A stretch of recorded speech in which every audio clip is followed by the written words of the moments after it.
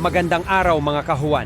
Sa bawat pag-ihip ng hangin, sa bawat kilos ng ulap, dala namin ang weather forecast na tutulong sa inyong pagpaplano sa susunod na mga araw. Maging ito'y para sa inyong mga lakad, trabaho o simpleng pahinga sa bahay, ang weather ni Juan ang inyong maaasahang gabay sa ulat ng panahon.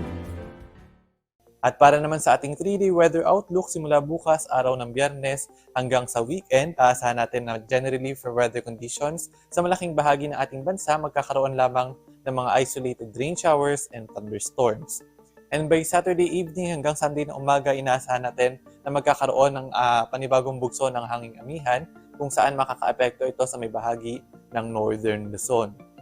Agwat ng temperatura sa may Metro Manila ay nasa 24 to 32 degrees Celsius, sa may Baguio City 17 or 16 to 25, sa may Legazpi ay nasa 25 to 33, Metro Cebu 26 to 33 at dito naman sa may Metro Davao ay 25 to 34 degrees Celsius.